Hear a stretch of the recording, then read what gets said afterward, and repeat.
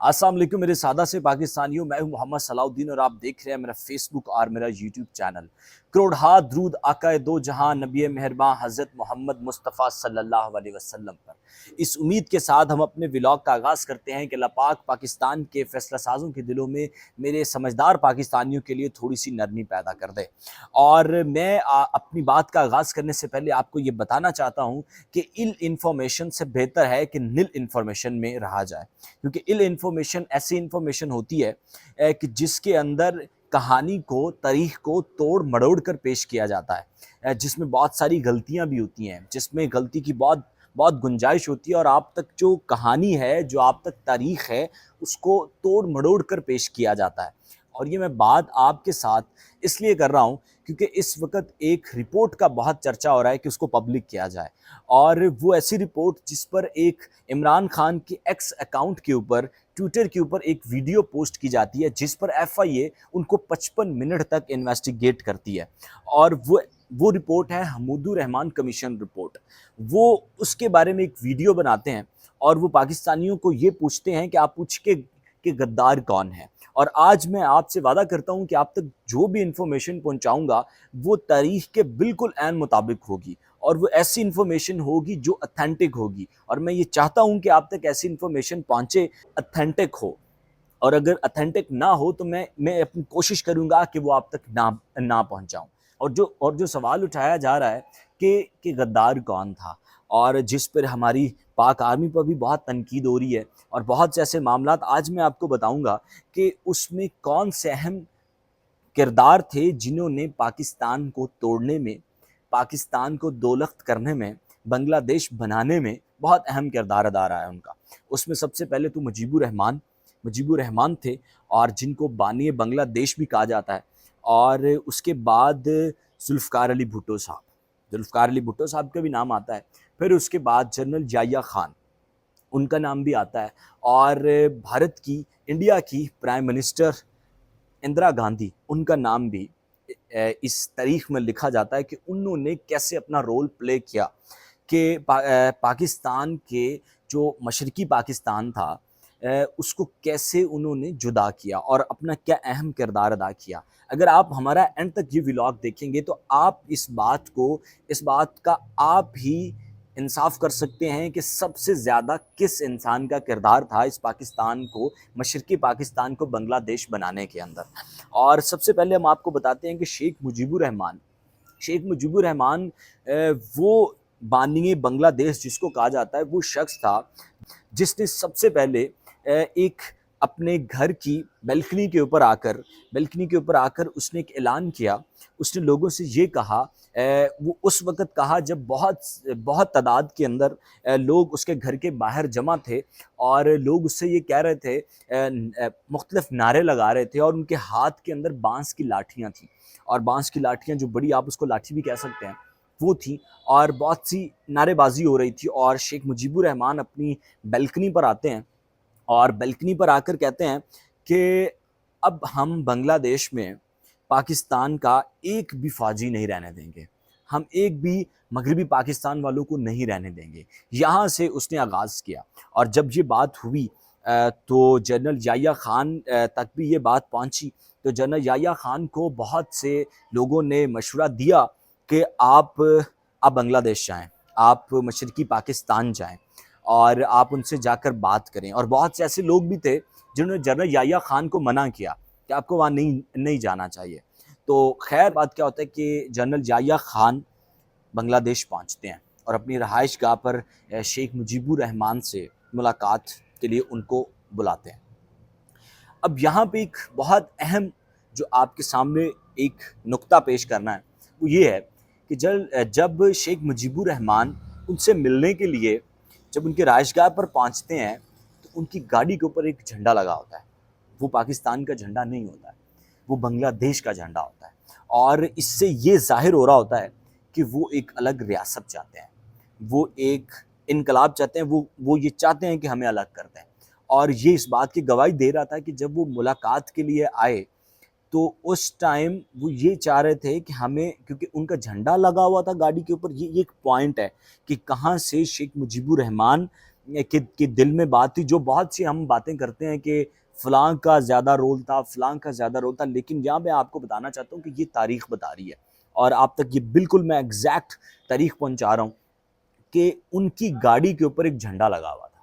اور وہ بنگلہ دیش کا جھنڈا تھا، اور جس سے یہ ظاہر ہو رہا تھا شیخ مجیب الرحمان ایک الگ ملک کی، ایک الگ ریاست کی مانگ کر رہے ہیں. اور جنرل یحییٰ خان سے ملاقات کے بعد ان کی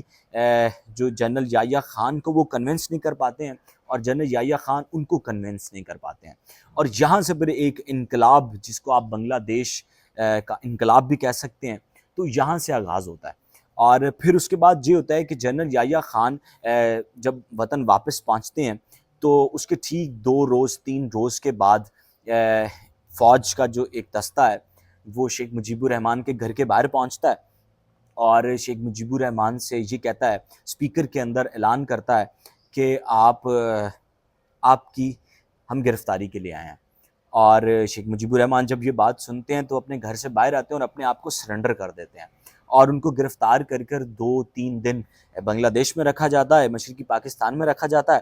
اور پھر اس کے بعد ان کو میاں والی جیل میں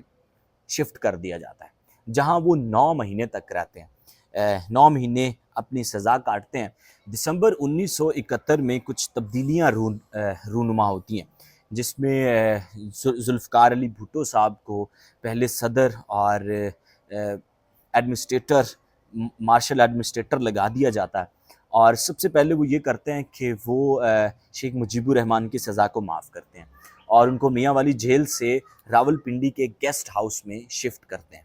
اور اس کے بعد یہ ہوتا ہے کہ ان سے ملاقات کے لیے آتے ہیں. جب ان سے ملاقات کے لیے آتے ہیں تو شیخ مجیب الرحمان ان سے سوال کرتے ہیں کہ آپ کس حیثیت سے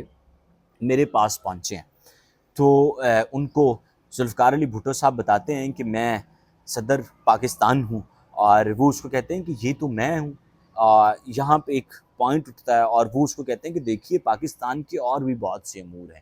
خارجہ امور ہیں، اور بھی بہت سے امور ہیں، ہم وہاں اس میں مل بیٹھ کر ہم بات کر سکتے ہیں. جس پہ شیخ مجیب الرحمان کہتے ہیں کہ میں اکیلا ہوں،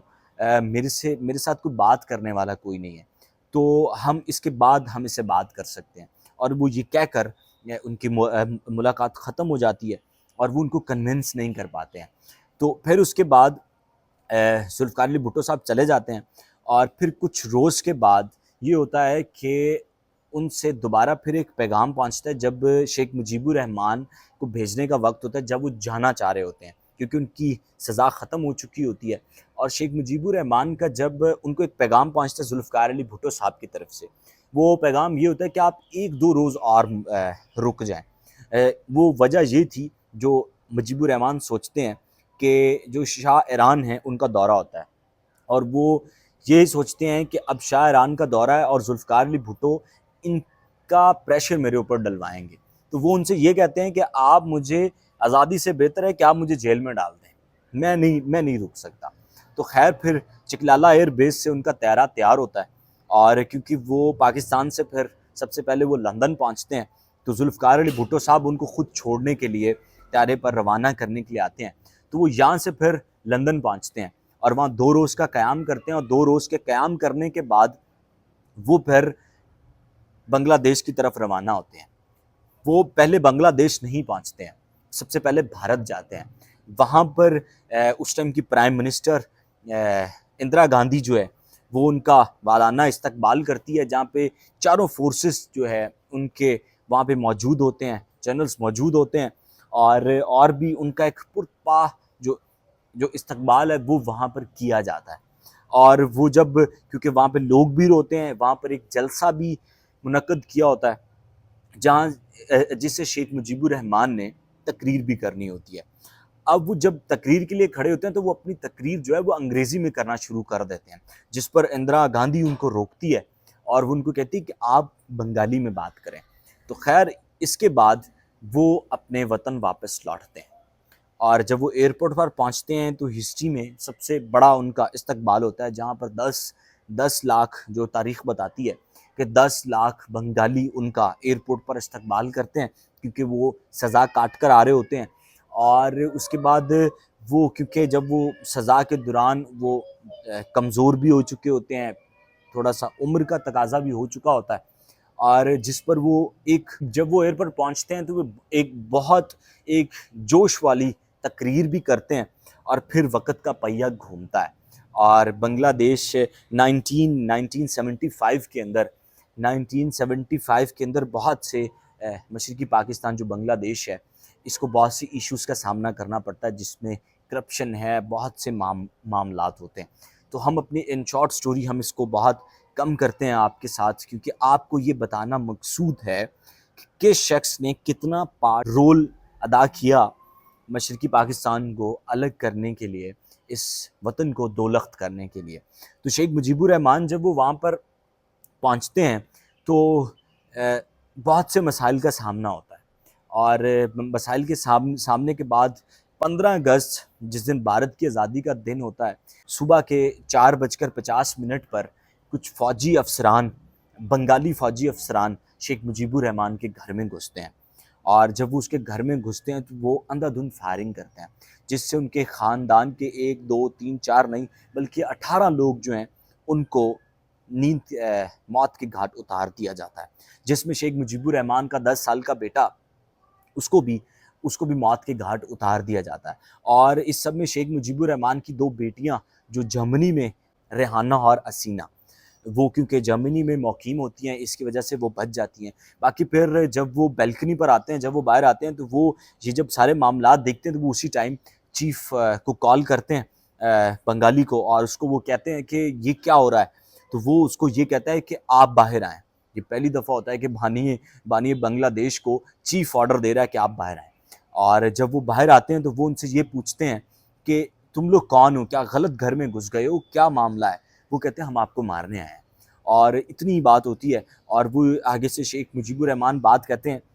کہ مجھے پاکستانی فوج نہیں مار سکی تو تم لوگ مجھے کیا مارو گے۔ یہی بات کہنی تھی کہ شیخ مجیب الرحمن پر اندھا دھند فائرنگ کر دی جاتی ہے، اور جس سے شیخ مجیب الرحمن جب گرتے ہیں تو تاریخ یہ بتاتی ہے کہ بوٹوں سے ان کے جو چہرہ ہے اس کو سیدھا کرنے کی کوشش بھی کی جاتی ہے، اور اس کے بعد ان کی جو باقی فیملی ممبرز ہیں ان کو دفنا دیا جاتا ہے گڑھا کھود کر، اور ان کی لاش کو پھر ان کی آبائی جو جگہ ہے وہاں پہ گھمایا بھی جاتا ہے، اور پھر جو حافظ ہے جس نے ان کا جنازہ پڑھایا ہوتا ہے۔ اور یہاں پر ایک اہم پوائنٹ آپ کو آپ کی گوش گزار کرنا ہے،